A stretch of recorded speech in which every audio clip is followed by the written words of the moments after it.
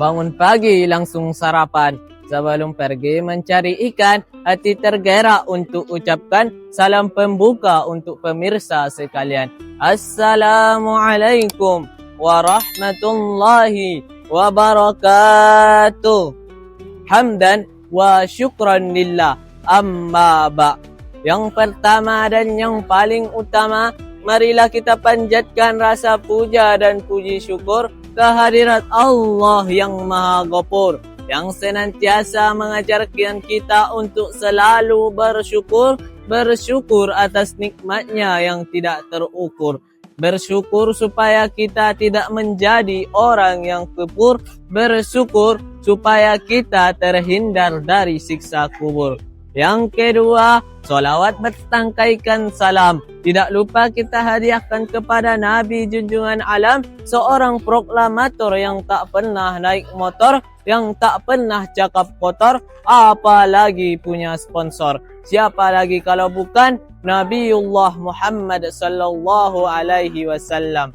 Wajarlah kita mengucapkan sepotong doa yang ringan dalam lisan namun berat dalam timbangan, yakni Allahumma salli ala Sayyidina Muhammad wa ala ali Sayyidina Muhammad.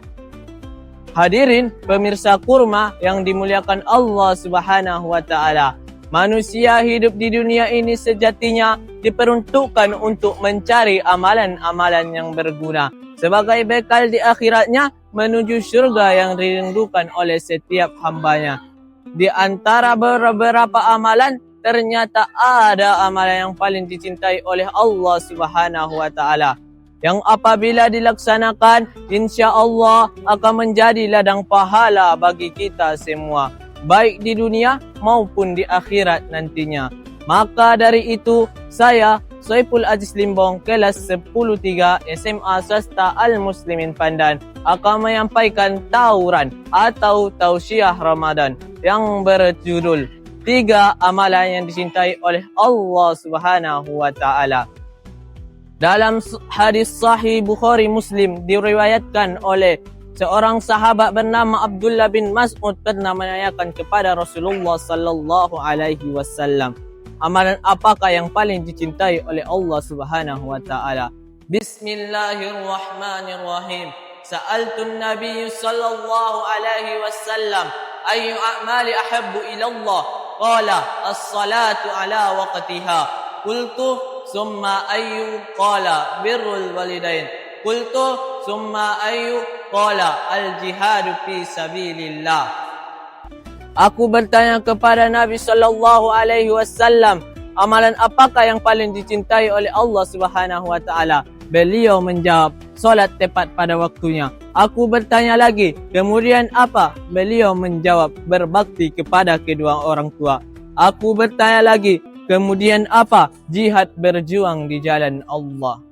Hadirin pemirsa kurma yang dimuliakan Allah Subhanahu wa taala.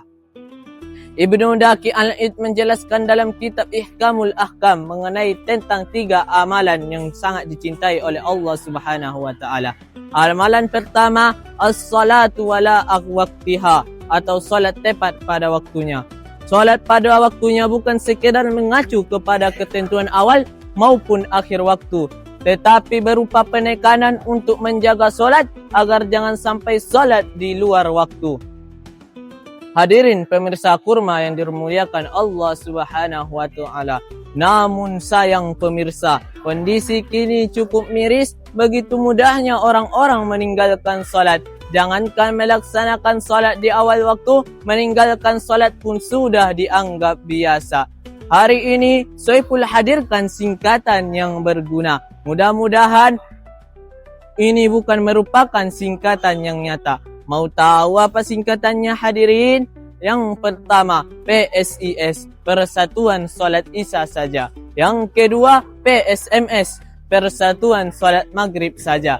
Yang ketiga, PSDS, Persatuan Salat Zuhur saja.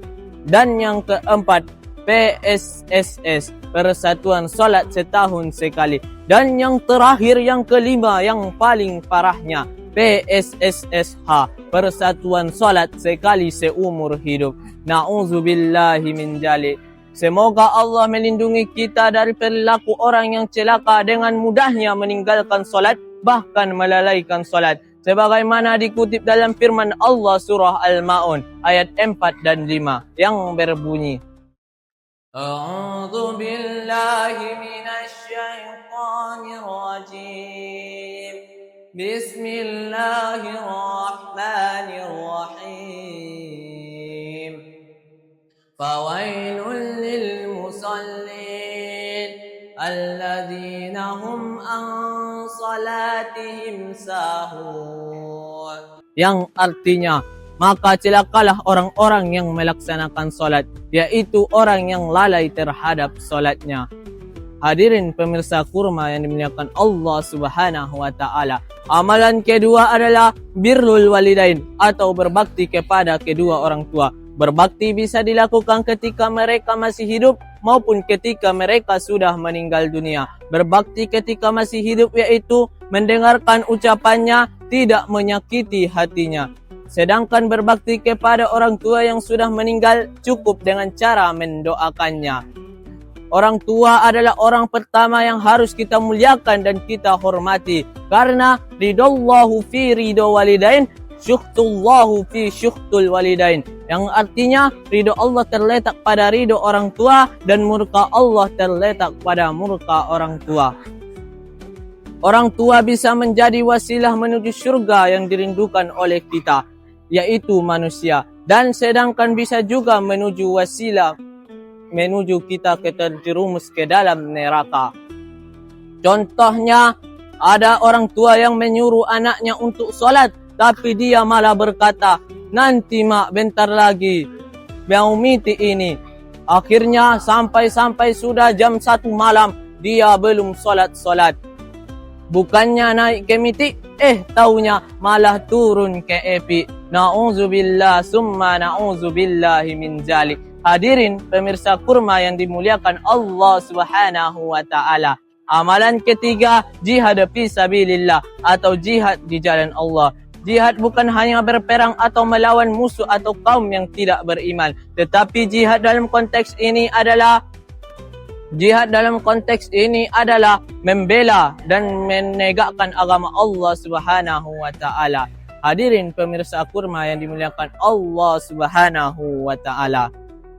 Pada akhirnya, Ramadan sebagai bekal kita untuk mencari amalan-amalan yang berguna, terutama 3 amalan dicintai oleh Allah Subhanahu wa taala. Selagi hayat masih dikandung badan, selagi jiwa masih dikandung raga, maka manfaatkan waktu yang ada untuk menuju bekal ke akhirat nantinya. Sampai di sini yang dapat saya sampaikan, kurang dan lebihnya saya mohon ampun kepada Allah Subhanahu wa taala dan minta maaf kepada hadirin sekalian. Kebenaran datangnya dari Allah, kesalahan datangnya dari saya sebagai manusia biasa, bukan sebagai orang yang luar biasa. Saya tutup dengan pantun. Kalau ada sumur di ladang, bolehlah kita menumpang mandi. Kalau ada umur kita panjang, bolehlah kita berjumpa di kamar mandi. Ups, maaf para penonton, bolehlah kita berjumpa di channel ini. Ilal liqa'i ma'as salamah, summa assalamu alaikum warahmatullahi wabarakatuh.